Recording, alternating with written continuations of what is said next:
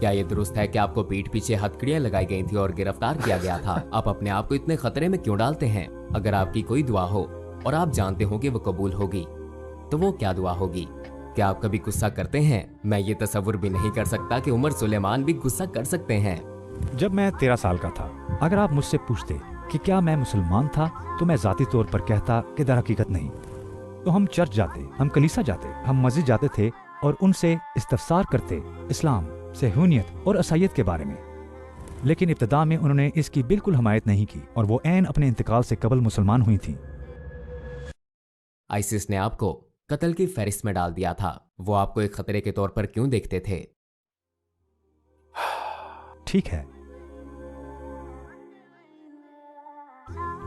चलिए यहाँ से आगाज करते हैं। उमर सुलेमान कौन है? ये एक मुश्किल सवाल है, आप पहले ही जानते हैं। अल्हम्दुलिल्लाह रब्बिल आलमीन, मेरे वालिदैन बुनियादी तौर पर फ़लस्तीन से हैं। फ़लस्तीन से मैं अमेरिका की एक रियासत लुइसियाना में पैदा हुआ और वहीं पला बढ़ा। ये जगह अमेरिका के इंतहाई जनूबी हिस्से में वाक़ है। मैं अमेरिका में पला बढ़ा।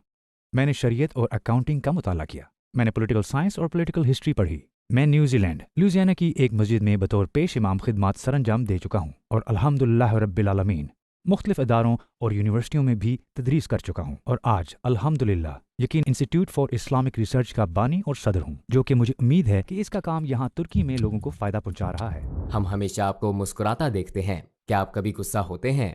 मैं ये तस्वुर भी नहीं कर सकता कि उमर सुलेमान भी गुस्सा और चिड़चिड़े होते हैं। बिल्कुल, मुझे बाज़ औक़ात गुस्सा आता है। इस वजह से बाज़ औक़ात वही बशरी कमज़ोरियों के तहत, जैसा कि कोई सड़क पर गाड़ी चला रहा है और आपको परेशान कर रहा है, या कभी कुछ ख़ास बातें जो आपको कही जाती हैं या आपके बारे में कही जाती हैं। मैं एक इंसान हूँ, हम सब इंसान हैं और हम मुख्तलिफ चीज़ों की वजह से गुस्से होते हैं। चंद साल पहले आपने एक बैनुल मज़ाहिब मुबाहिसा किया जो लाखों लोगों तक पहुंचा। आपका वो तजर्बा कैसा रहा? सबसे दिलचस्प रद्द अमल क्या था जो आपको इस कॉन्फ्रेंस के बाद मौसूल हुआ? अल्हम्दुलिल्लाह, दरअसल वो मखसूस बैनुल मज़ाहिब मुकालमा एक ऐसी चीज़ थी जो मेरे मामूलात में शामिल है, लिहाजा मुझे नहीं लगता था कि ये खास होगा। हम ये टेक्सास में बहुत करते थे। ये कुछ ऐसा था जो हम अमूमन करते हैं और मैं ये देखकर हैरान रह गया था कि किस तरह ये सारी दुनिया में फैल गया। मेरी मस्जिद में कोई एक ऐसा हफ्ता नहीं गुजरता कि कोई या ऐसा शाज़ो नाज़र ही होता है। मुझे ये नहीं कहना चाहिए कि कोई हफ्ता ऐसा नहीं है, ऐसा शाज़ो नाज़र ही होता है कि कोई मेरी मस्जिद में आकर ये नहीं कहता कि मैं इसलिए आया हूँ क्योंकि मैं इस्लाम से इब्तिदाई तौर पर इस बैनुल मज़ाहिब मुकालमे के जरिए मुतारिफ हुआ। लिहाजा लोग मुझसे मुल्क के मुख्तलिफ इलाकों में मिलते हैं और वो बताते हैं कि हम इस्लाम से मुतारिफ इस वजह से हुए। हमने वो वीडियो देखी थी और उनमें से कई लोगों ने इस्लाम कबूल कर लिया। अल्हम्दुलिल्लाह रब्बिल आलमीन। ऐसे कई लोग हैं जो आपके जरिए इस्लाम से वाकिफ हुए और इस्लाम कबूल किया। उनमें से कोई जिसे आप जानते हो जिसने आपको सबसे ज्यादा मुतासिर किया? बहुत खूब,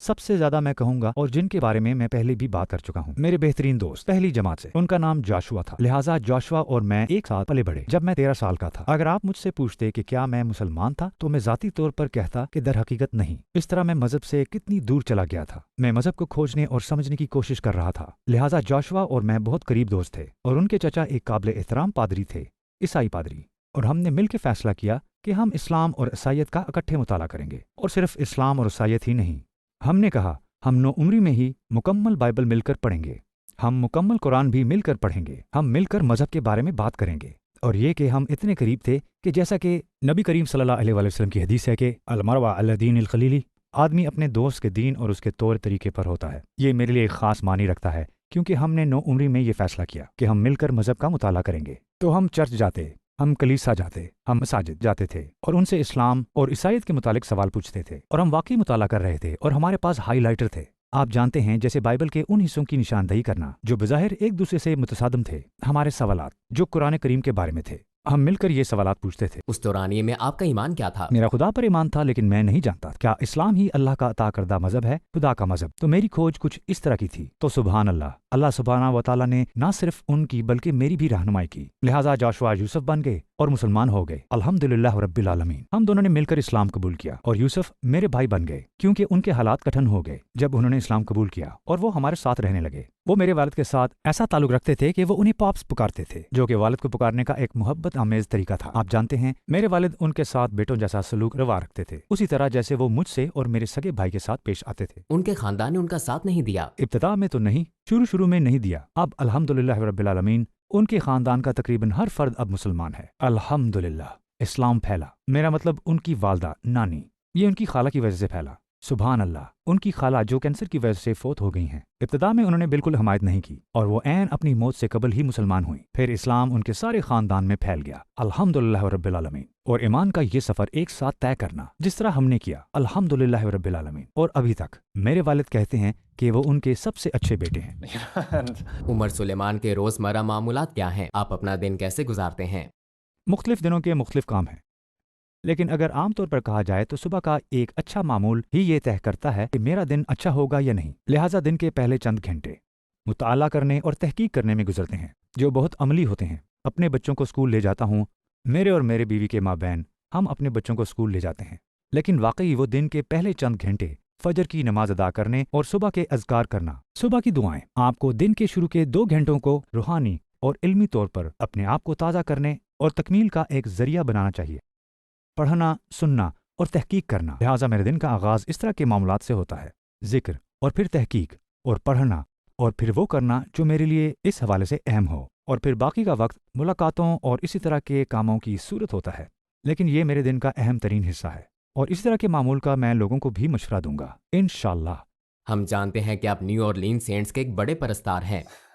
کیا ایک پیش امام کے لیے ایک بڑا پرستار ہونا عام بات ہے؟ جب آپ دعا مانگتے ہیں تو کیا آپ اپنی ٹیم کے لیے بھی دعا مانگتے ہیں؟ کیا یہ عام بات ہے؟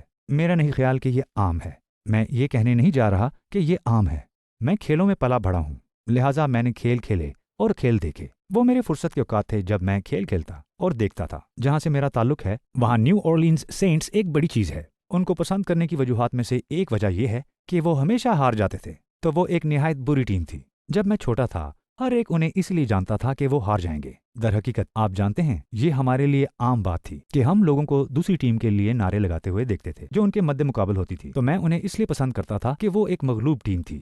لیکن آپ نے ابھی تک میرے سوال کا جواب نہیں دیا۔ کیا میں ان کے لیے دعا کرتا ہوں؟ جی ہاں۔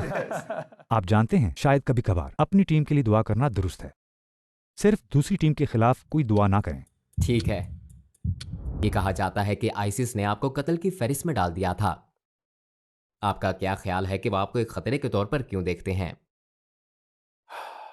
اچھا، آپ تو خطرناک نظر نہیں آتے، آپ ایک بہت حلیم الطبع انسان ہیں۔ میں نہیں جانتا کہ مجھے کوئی قتل کیوں کرنا چاہے گا۔ جی آپ ٹھیک کہہ رہے ہیں، میں سمجھ سکتا ہوں کہ کبھی کبھی کوئی مجھ سے پریشان کیوں ہو سکتا ہے، لیکن ایسی بات نہیں۔ دیکھیے یہ بہت حیران کن بھی تھا اور نہیں بھی۔ جب آئسس وہ پہلی بار آئی تب ان کے ساتھ گزرا وقت بہت منفرد تھا، کیونکہ ایسی بہت سی دلچسپ ای میلز، ٹویٹس اور بہت کچھ تھا، اور ان میں بیشتر نامعلوم اکاؤنٹ تھے۔ دراصل ان کی اکثریت نامعلوم اکاؤنٹ سے یہ سب کچھ کرتی تھی، دھمکیاں مختلف لوگوں کے مختلف گروہوں کی جانب سے، ایک بہت عام بات ہے۔ لہٰذا یہ صرف آئسس ہی نہیں جو ایسا کرتی ہے، لیکن میں یہ کہوں گا میرے خیال میں آئسس ایک مخصوص خوف کی وجہ سے، خاص طور پر آپ 5 سال پہلے کی بات کر رہے ہیں، میرے خیال میں اب سے 5 یا 6 سال قبل آئسس کا خوف ٹھیک ہے، جب آئسس نے ایک ویڈیو بنائی جو کہ امریکہ میں ایک بہت بڑی خبر بن گئی۔ آئسس اسلام کی مخص شدہ شکل کی نمائندگی کرتی ہے، داعش اسلامی متن کے ساتھ ہیرا پھیری کرتی ہے، یہ جوڑ توڑ کرتی ہے، اور داعش جیسے گروہ یہ دین کی غلط تشریح کرتے ہیں، اور یہ ہم لوگوں کو وہ سکھانے کی کوشش کرتے ہیں جو کہ درست نہیں، اور سبحان اللہ، اس لیے میں بتاتا ہوں امریکہ میں لوگ جو اسلام سے نفرت کرتے ہیں، اسلاموفوبز، میرا قول ہے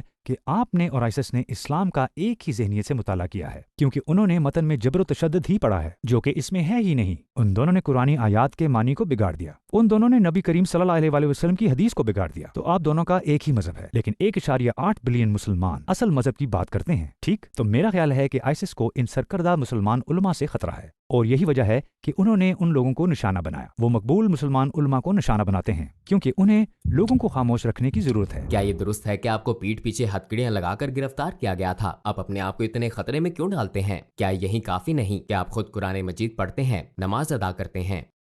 اس ایک سوال میں بہت سارے سوالات ہیں، لیکن میں یہ کہوں گا کہ وہ ایک احتجاج تھا سرحد پر تارکین وطن کے ساتھ ناروا سلوک کے خلاف۔ میرا خیال ہے کہ یہ ایک عالمی مسئلہ بنتا جا رہا ہے، اور اس کے لیے میرے خیال میں یہ ضروری ہے کہ ہم ان مباحثوں میں شرکت کریں۔ نبی کریم صلی اللہ علیہ وسلم رحمت للعالمین تھے، آپ صلی اللہ علیہ وسلم دنیا کے لیے رحمت تھے، آپ صلی اللہ علیہ وسلم صرف رحمت للمسلمین نہیں تھے، مسلمانوں کے لیے رحمت، آپ صلی اللہ علیہ وسلم مسلمانوں اور غیر مسلموں، انسانوں اور جانوروں کے لیے رحمت تھے، ٹھیک ہے؟ آپ ان سب کے لیے رحمت تھے صلی اللہ علیہ وآلہ وسلم، لہٰذا ہمیں اس کی ترجمانی کرنی ہے۔ انشاءاللہ رحمہ کا کیا مفہوم ہے؟ دنیا کے لیے رحمت، لیکن میں سمجھتا ہوں کہ مسلمانوں کے لیے یہ ضروری ہے کہ وہ ان میں سے کچھ مباحثوں میں شرکت کریں इंशाल्लाह। और गरीब लोगों के लिए काम करें, वो लोग जो मजलूम हैं, वो लोग जिन्हें नुकसान पहुंचाया जा रहा है, ख्वाह वो मुसलमान हों या ना हों। इंशाल्लाह हमें उनके लिए इस्तकामत से हाजिर रहना है। अगर आपकी कोई दुआ हो और आप जानते हो कि वो कबूल होगी, वो क्या दुआ होगी? दुनिया का आसान तरीन सवाल है कि अल्लाह सुब्हाना व तआला मुझे बिना हिसाब किताब और बगैर किसी अजाब के जन्नत अल फरदौस में दाखिल कर दे। हम जाती दुआ नहीं जानना चाहते, हमारे बारे में क्या ख्याल है? उम्मत मुसलमान, भाई आप हमें भूल गए। जब इस दुआ की बात आती है तो देखें, आप सल्लल्लाहु अलैहि वसल्लम ने फरमाया कि रोज़े महशर अल्लाह सुब्हाना ताला आप सल्लल्लाहु अलैहि वसल्लम को दुआ मांगने की तरगीब देंगे जो आप सल्लल्लाहु अलैहि वसल्लम ने पहले कभी नहीं की होगी। तो आप सल्लल्लाहु अलैहि वसल्लम नहीं फरमाते, आप सल्लल्लाहु अलैहि वसल्लम को ये इल्म नहीं था कि वो दुआ क्या है जो कि रोज़े क़यामत होगी। लेकिन मैं मग़फ़िरत की दुआ करता हूँ क्योंकि अल्लाह सुब्हाना व तआला ने जो हमें अहम दुआ दी है, अल्लाहुम्मा अग़फ़िर लिल मोमिनीन वल मोमिनात, मग़फ़िरत के लिए दुआ करना। आप लिफ्ट में सवार हैं और आपने एक नौजवान को देखा जो नमाज नहीं पढ़ता। आप चाहते हैं कि वो नमाज का पाबंद हो जाए। आपके पास सिर्फ एक मौका है, आप उसे क्या कहेंगे? आप जानते हैं, मैं पहले उससे उसके बारे में दरियाफ्त करूंगा और मैं उससे पूछूंगा कि वो जिंदगी में क्या चाहता है और किसकी खोज में है। आप किस चीज के ख्वाह हैं? जिंदगी में आपका मकसद क्या है? आपका अल्लाह सुब्हाना ताला से क्या ताल्लुक है? वो क्या है जो आपकी हौसला अफजाई करती है? क्या है जो आपको मुतहर्रिक रखता है? क्या चीज है जो आपको मुतासर करती है? तो मैं उससे इसी के बारे में सवालात पूछूंगा क्योंकि मेरे पास सिर्फ 1 मिनट है, लेकिन मुझे उसके बारे में दरियाफ्त करना है। आप किसी ऐसे शख्स को दावत नहीं दे सकते जिसको आप वाकई नहीं जानते, ठीक है? फिर इसके बाद मैं मजीद पेशरफ्त करूंगा शुक्रगुजारी से, अगरचे मेरे पास सिर्फ 1 मिनट है। शुक्रगुजारी ये है कि हम अल्लाह ताला से दुआ मांगते हैं क्योंकि वो हमें हुक्म देता है, लेकिन हमारी दुआ का मुहर्रिक शुक्रगुजारी है। क्या हमें उसका शुक्र अदा नहीं करना चाहिए जिसने हमें वो सब कुछ दिया जो हमारे पास है? क्या हमें रोज 5 वक्त नमाज अदा नहीं करनी चाहिए? क्या अल्लाह ने जो हमें अता किया है उसे उसकी इबादत के लिए इस्तेमाल नहीं करना चाहिए जो उसने हमें दिया है? लिहाजा मैं उसे शुक्रगुजारी की जानिब वापस लाऊंगा। आपकी आंखें, आपके कान, आपकी सोच, आपकी नजर, आपकी मौजूदगी, आपका वजूद उन नेमतों और बरकतों के लिए जो अल्लाह सुब्हाना ताला ने आपको अता फरमाई। क्योंकि शैतान दिन के आखिर में लोगों को नमाज से मुनक़ता करने के लिए अल्लाह को चैलेंज करता है। उसने कहा कि आपको अपने बंदों में अक्सरियत उनकी मिलेगी जो शुक्रगुजार नहीं होंगे। अगर वो शुक्रगुजार ना होंगे तो वो नमाज अदा नहीं करेंगे। इसलिए शुक्रगुजारी ये है कि किसी को नमाज की तरफ लौटा दिया जाए, और मैं 1 मिनट में यही करूंगा। लेकिन मैं ये भी करूंगा कि मैं उससे उसका फ़ोन नंबर ले लूंगा ताकि मैं उसके साथ ज़्यादा देर तक गुफ्तगू कर सकूं, क्योंकि 1 मिनट किसी की ज़िंदगी बदलने के लिए काफ़ी नहीं होता। अगर आपको कुछ बातें कहने का मौका मिले 17 साला उमर सुलेमान से, वो आपके सामने बैठा है, मुझे आपके सवाल पसंद आए, तो वो बातें क्या होंगी? आगे बढ़ते रहें, सब कुछ बैक वक्त करने की कोशिश ना करें, तरक्की करें, अपनी शख्सियत साजी पर काम करें, गमगीन ना हो क्योंकि रुकावट जिसका आपको सामना है ऐसे लग सकता है कि ये दुनिया में सबसे बदतरीन रुकावट बनने जा रही है। ये गुजर जाएगी इंशाल्लाह। और इससे मेरा मतलब ये है कि कभी कभी खास तौर पर जब आप जवान होते हैं, आप एक वक्त में बहुत कुछ करने की कोशिश करते हैं, लिहाजा इस्तिकामत से आगे बढ़ते रहें। क्योंकि अगर जिंदगी के आगाज में ही थक गए, अगर आप खुद को थकाते हैं और एक वक्त में सब कुछ करते हैं या एक वक्त में सब कुछ करने की कोशिश करते हैं, फिर आपके अंदर 5 या 10 साल में कुछ बेहतरी नहीं आएगी। तो आप बहुत से ऐसे नौजवान देखेंगे जो दीन और मजहब के बारे में बहुत पुरजोश हैं और वो कॉलेज में भी बहुत सरगर्म हैं, और फिर वो बिल्कुल थक जाते हैं और मादूम हो जाते हैं। लिहाजा इस्तिकामत से आगे बढ़ते रहें, पुरसकून रहें, चीजों को तनाजुर में रखें और इंशाल्लाह मामलात गुजर जाएंगे। और मैं अपने 17 साल पुराने वर्जन से कहूंगा कि अपने वालिदैन की ज्यादा कदर करें। मेरा हमेशा से सुभान अल्लाह अपने वालिदैन के साथ बहुत गहरा ताल्लुक है, लेकिन मुझे नहीं लगता कि लोग ये समझते हैं कि जब वो अपने वालिदैन को खो देंगे तो उन्हें कितना याद करेंगे। और अगर आपके वालिदैन हयात हैं, उनके साथ बीता एक एक लम्हा बहुत कीमती है। आप किसी को क्या जवाब देंगे अगर वो कहे मैं मुसलमान हूँ, मेरे पास काबा है, मेरा किबला है, मैं मस्जिद अक्सा की आज़ादी की फिक्र क्यों करूँ? मस्जिद अक्सा मुसलमानों का किबला अव्वल है और ये वो मुकाम है जहाँ तमाम अंबिया कराम नमाज के लिए जमा हुए थे। ये वो मुकाम है जिसे कई अंदाज से अल्लाह ने नवाजा है। ये वो मुकाम है जहाँ से हमारे नबी सल्लल्लाहु अलैहि वसल्लम आसमानों पर तशरीफ ले गए। ये वो मुकाम है जहाँ आप इख्तिताम के बारे में पढ़ते हैं। हर चीज़ मस्जिद अक्सा की तरफ वापस उसी इलाके तक जाती है। अक्सा पर कब्जा, अहले ईमान, इतना ही तकलीफ दे होना चाहिए कि जैसे मक्का और मदीना पर कब्जा किया गया हो। ये हमारे लिए तकलीफ दे होना चाहिए। ये एक फ़र्ज है। मुझसे हर वक्त पूछा जाता है क्या फ़लस्तीन मुसलमानों का मसला है? यकीनन ये मुसलमानों का मसला है, लेकिन ये वाहिद मुसलमानों का मसला नहीं है, ये इंसानियत का मसला है। यहाँ इंसानी हकूक़ के मुबाहिसे होते हैं, जबरी तसल्लुत और फ़लस्तीनियों की तजलील के बारे में, नस्ल कशी, बस्तियों की तोसी, हमारे बहन भाइयों का मुसलमान ममालिक से दस्तबरदारी। ये इंसानी हकूक़ का मसला है और वो लोग मुकद्दस हैं क्योंकि उन बहनों और भाइयों में से एक जिसकी गर्दन एक इसराइली फौजी के बूट के तले होती है, वो अल्लाह के लिए ज़्यादा मुकद्दस है। सिर्फ मस्जिद अक्सा से नहीं बल्कि काबे से भी। उस एक शख्स की आबरू या वो एक भाई या बहन, वो ज़ईफ़ खातून जिसे आप देखते हैं کہ دھکا دیا گیا اور ایک اسرائیلی فوجی نے اسے بری طرح دھکیلا اور اس پر تھوکا۔ وہ بچہ اللہ سبحانہ تعالیٰ کے نزدیک کعبے اور مسجد سے زیادہ مقدس ہے، لیکن اس کے ساتھ ہی اگر آپ مسجد اقصیٰ سے لگاؤ کھو دیتے ہیں، آپ اپنے ایمان کا ایک حصہ کھو رہے ہیں۔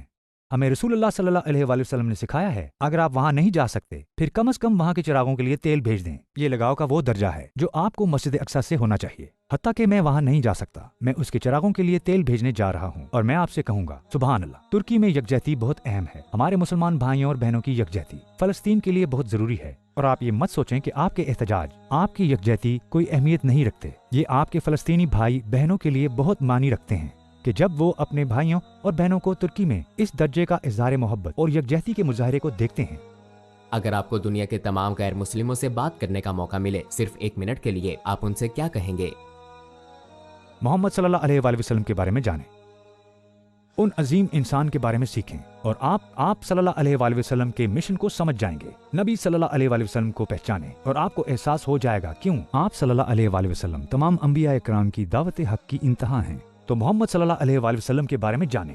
دیکھیے، یہ 1 منٹ بھی نہیں ہے، یہ تقریباً 10 سیکنڈز ہیں۔ حضرت محمد صلی اللہ علیہ وآلہ وسلم کے بارے میں جانیں۔